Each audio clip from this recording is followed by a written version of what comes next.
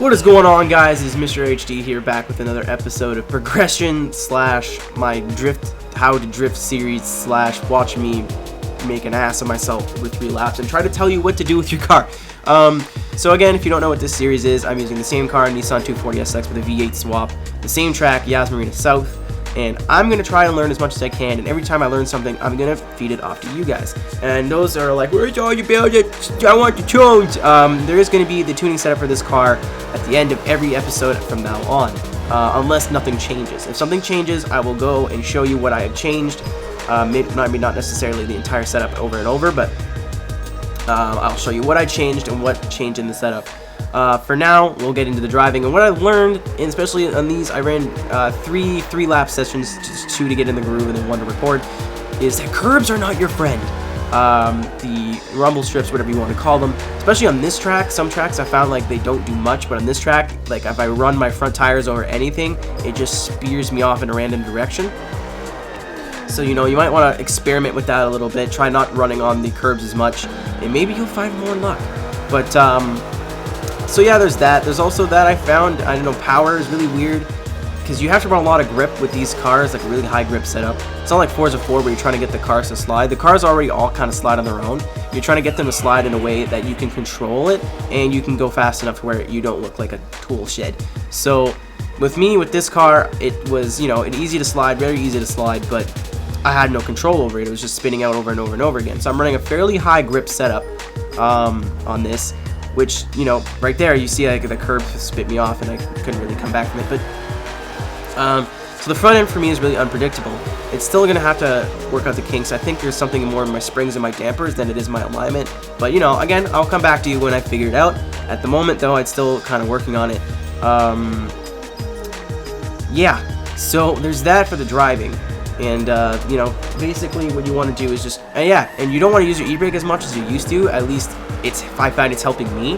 When you weight transferring, like you're doing your feint drifts or you're braking or whatever, I find that it's really easy to tell where your weight is in the car.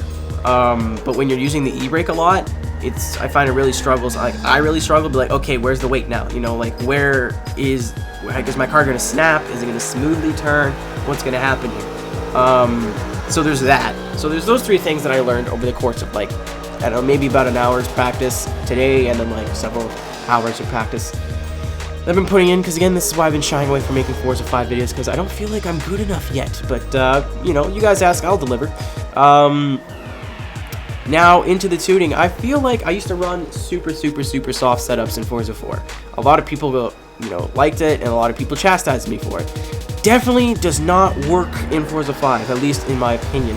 I tried just porting the tune I had over from my 240, you know, wrote all my settings down and ported it. And even my KA 240, which had, you know, I switched the V8 for the KA, you know, I switched everything out, and it felt like absolute boo-boo. It felt terrible. So, you know, I kept, you know, trying new things. I added, you know, front caster somewhere, or not caster, but front toe. In a way I would never add front toe, a negative front toe, and it seemed to help. Again, if you want to tune and find out your own stuff, your own setups, the best way to do it is to just try to experiment. That's what I'm doing with this car. And again, there will be a disclaimer on top of the tune. Like, it is very experimental. It's not like, hey, this is good, this will work, and you know, you'll be able to hit it every time. It just took a lot of trial and error, and it's still taking a lot of trial and error. So just bear with me. And yeah, so thank you guys for watching. Here is the tuning setup, and I will see you next week. Peace.